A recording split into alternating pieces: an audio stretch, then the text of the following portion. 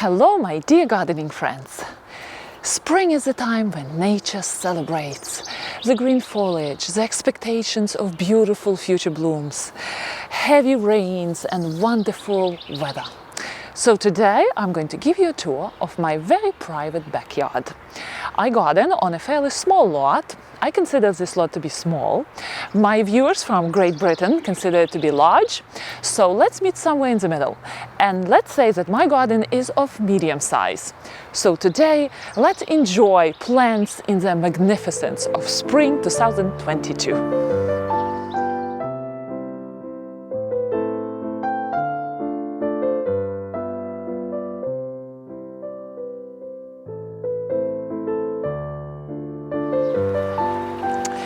The proportions of my backyard is somewhat unusual. It's a rectangular shape at the back of my house, but it's very shallow, so there is no depth to the garden. And during the last 10 years, we were trying to do all sorts of visual, optical maneuvers to try to trick the eye, thinking that the space is actually deeper than it is. So when you look here, when you look at the back border of our garden, you will see that on one side we have beautiful yew, very old yew growing. It's more than 15 years old. We inherited it with the house and we let it go, let it be free without any trimming. And it made its way through the branches of another tree, our mulberry tree, which is quite a messy tree. But that yew created a dark background behind this arch which we have here, and we have a swing there. So the yew bush is very functional there, because the back of the garden, if we want to enlarge the depth of the garden, we should put darker colors at the back and lighter colors in the front.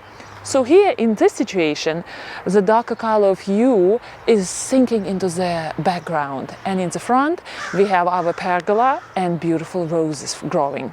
So that was one very functional, accidental, I would say, situation where yew was already planted when we moved into the house. Now when you would look further on, here we had a very, I would say, very ugly fence. That metal fence, looking very functional and very see-through.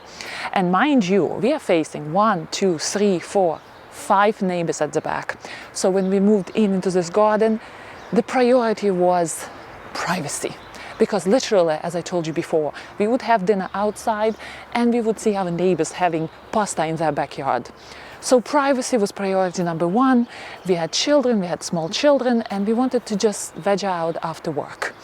So here went this wattle fence. This wattle fence is approximately, I would say, 3-4 years old, and I do understand that this wattle fence is not forever. It's not a very solid structure. Let me share with you several ideas which I now have about this wattle fence several years after I built it. So the original ugly fence was stretching all the way from there, from behind the yew, all the way here, going behind this holder for wood, and it went all the way out there. So I wanted to do something to make sure that this area is taken care after. We didn't have a lot of space to sacrifice here, and I didn't want anything very solid to block all the view. So this wattle fence, I think, is a marvelous solution. There were several mistakes we made with this wattle fence. Instead of these weight-bearing sticks, you see, there are quite a lot of them, 1, 2, 3, 4, 5, 6, 7, 8, 9, 10, 11, 12. I should have installed metal rods. And why is that? Because I understand these sticks are not weatherproofed, they're not going to last for a long time, and the weight-bearing sticks are going to rot at some point.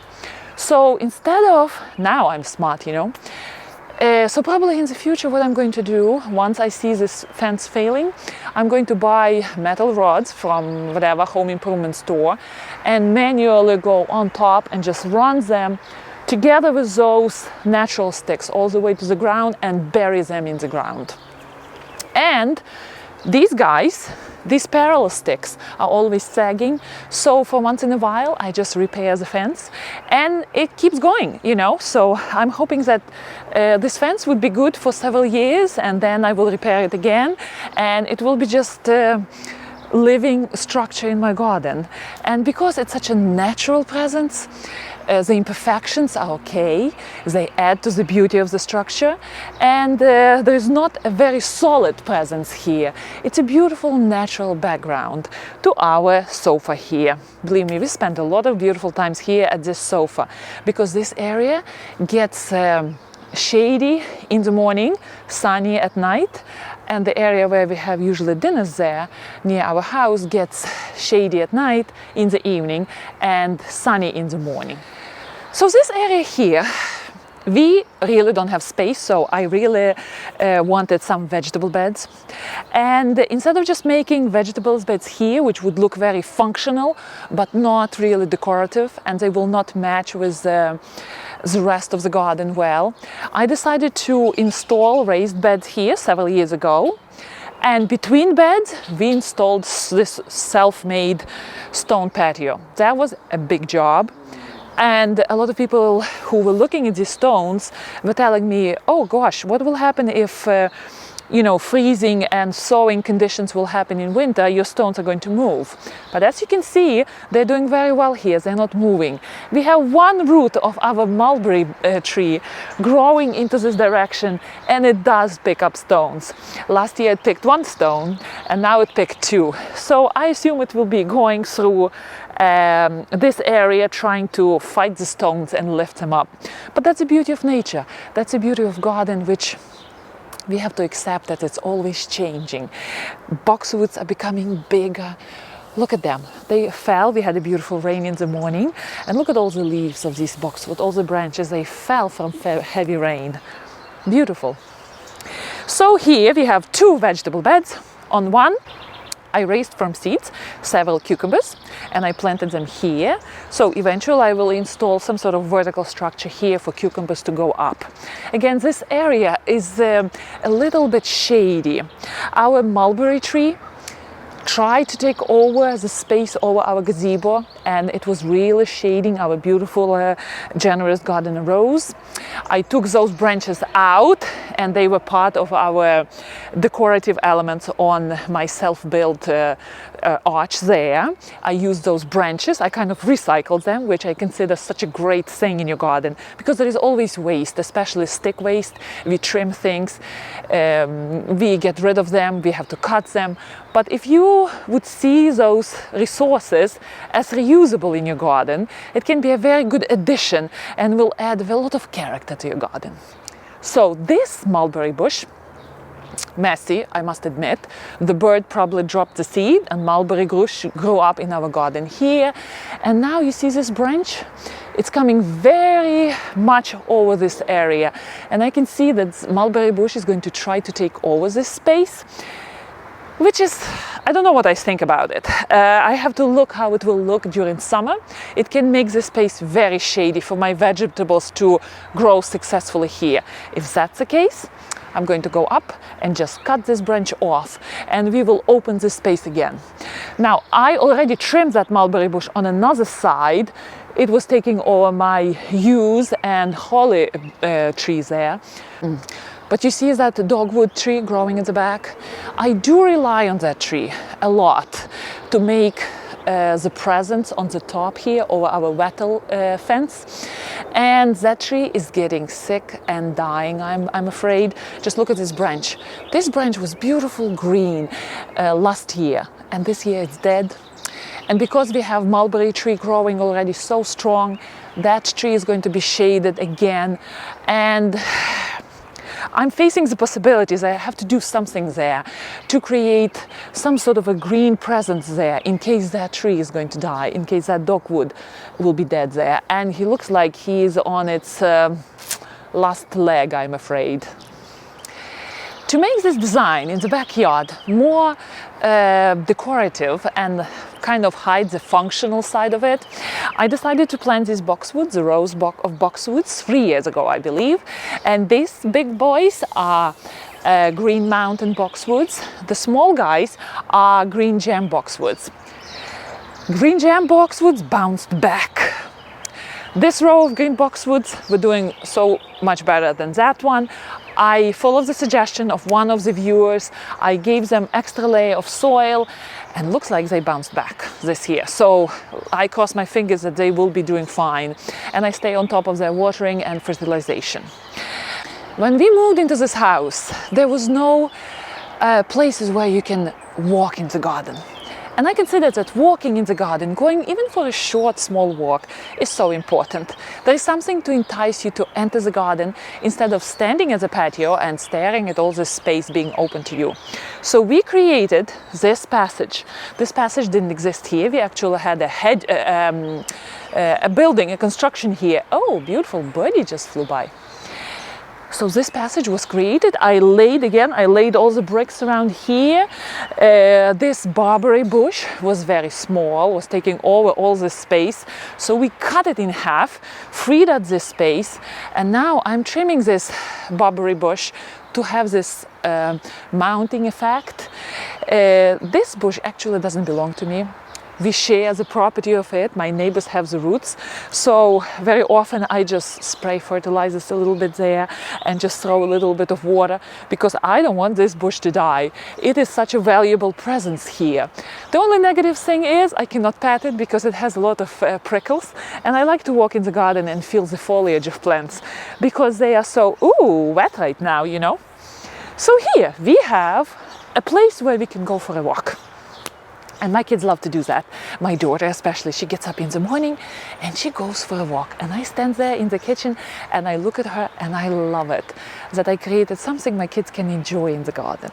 So let's go here and I will show you another beautiful presence of life, the beautiful show of color, my azalea, which is just blooming at the back of my garden. You know what? We know when the plant is happy. This azalea has a very privileged condition here, and you know why? Because it never felt the cutting shears. It was never trimmed. Usually azaleas are such dependable and sturdy shrubs in our gardens, and people trim them and make them in all sorts of ball shapes, making them into hedges, which is very cool. I like azaleas in the form of the hedge. But this baby is growing here, spreading its wings, and is feeling magnificently healthy here in semi-shade. It's going to get a little bit more sun this year, so I think this azalea is going to be happier.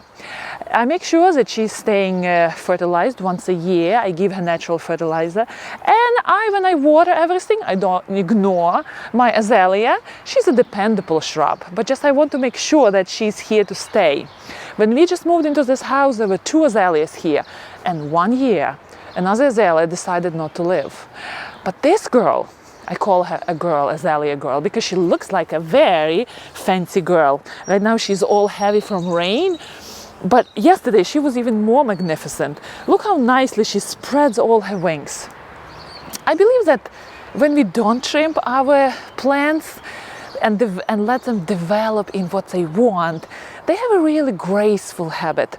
Look at this azalea. She is huge, literally. She's following all the way to there. Actually, she fell there from the rain, but so much better for her. So she has a wonderful presence here before my beauty shrub, we call it beauty bush, I call it, will start blooming. And it is going to bloom maybe in a week. Azalea will be fading away, and my beauty bush will be picking up the show and will become the star of the garden there. That's actually a good rule of the garden, of a good, well-designed garden. The different plants pick up the show at different times, and there is always something to excite our eyes. So for now, this is at the back of the garden, and this baby is a star here. And surely she is. And of course, how can I not talk about the creation of my own hands? As you saw from my previous videos, here is the link how I did it with my own hands. This arch, I installed it all by myself. I bought the wood from Home Depot, and this arch is here to stay and to host beautiful 2 new dawn roses. And let's see how they're doing. They're doing quite well. I have actually 4 roses growing here. The first one would be here. It is Brother Get File rose. It was suffering for a while, for 2 years. I decided to keep it here. On both sides we have new dawns, 1 bare root, 1 own root, and here we have Parfuma rose, by the way. And Parfuma rose is creating a very fat flower bud. I'm very intrigued by this rose. There are so many people talking about it, and I decided to buy it. It's a Cordes rose, has a beautiful, enticing fragrance, and because the blooms of Parfuma rose is almost in the same shade of pink as my new dawn coming on, this Parfuma rose will cover the bare legs of New Dawn. I will try, of course, I will try to train New Dawn in different, you know, horizontal ways here as much as I can. But I understand that eventually there would be some sort of a bare space here at the bottom. So Parfuma rose should do that function to create beautiful blooms at the bottom. And she will have a lot of sun there, framed by Boxwoods. By the way, my Boxwoods are doing good. I never replanted this big bully here. Gosh, look how big he became. This is 6 Hills giant, and he is a giant indeed. He just takes over. He's very happy here, I must say. This is the biggest he's got. Already he conquered like, what, 4 feet of territory? So what will happen next? He will have beautiful blooms, and then he will start spreading and billowing into any territory he can conquer. He can actually reach out into the grass over my bricks, seriously. So hopefully I will replant him at some point. Into the pot it will go. As for my border here, I also installed it on my own last spring, I believe. These different bricks went in to kind of define this area here and separate grass from flower bed here.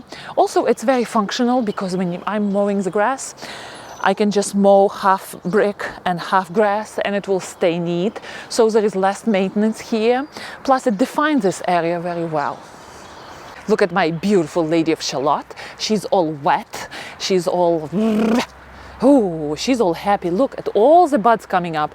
And I don't see any aphids on her whatsoever. Oh no, I see it. Oh no, I don't. Okay, good. So neem oil spray, which I did just what? A week and a half ago, 2 weeks ago, did its job, probably took care of all the aphids. For now, I'm sure I will see him in the future, but not now. So Lady of Shalott is preparing for beautiful blooms. I see 1, 2, 3 flowers already building up here. Each shoot has several, at least, look at this, 4 flowers are going to be on this shoot. 3 on this one. Oh, I'm going to have fun showing you this wonderful blooms. That would be something. Now look at my rose at the Lady Orleans. This is a baby rose I ordered. Oh, she's trying to create a bud. Are you kidding me? Poor thing. So this was a baby rose I ordered.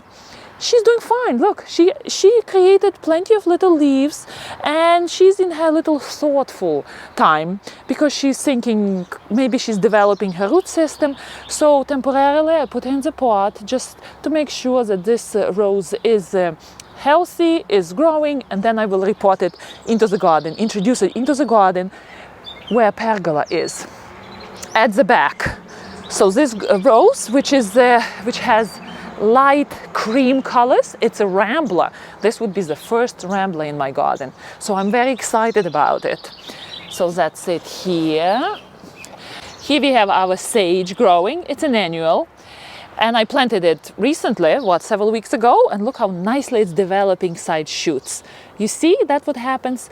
You see here, I cut the top, the leading head, and because I did that, the plant gets a point and starts to develop all the side shoots, and it makes the plant so much bushier. And look how much they put up, how much growth they put up in these pots. They enjoy beautiful sun here on this patio. Now here all my wonderful sedums are growing. There's a backbone of my patio here. They're building a nice foliage. I'm fertilizing them, which is surprising, you know, because we usually don't fertilize sedums, but here I am. I found out that I can fertilize sedum autumn joy and it will produce marvelous results in the fall, you will see. There, one of sages got knocked off and the stem was, you know, cut in half, so I had to take it out. So that guy will be a midget. But otherwise, patio is very simple. We are just waiting for beautiful performance from these sages. And they will play together well with sedums. And inevitably, let me tell you, inevitably I end up with all sorts of you know, gifts, which is lovely, plant gifts, and I go somewhere and I get tempted to buy stuff. So there are usually, by the end of summer, there are 3-4 other plants growing on my patio, and they all form beautiful harmony here, invite birds and hummingbirds and, oh gosh, all sorts of birdies here. And of course, at the back of my garden, how can I not show you my beautiful, generous gardener growing on this arch? Isn't she magnificent? This year is going to be a wonderful performance for this rose. Last year, I had to do a severe pruning of that rose because it had a lot of dead and old stems.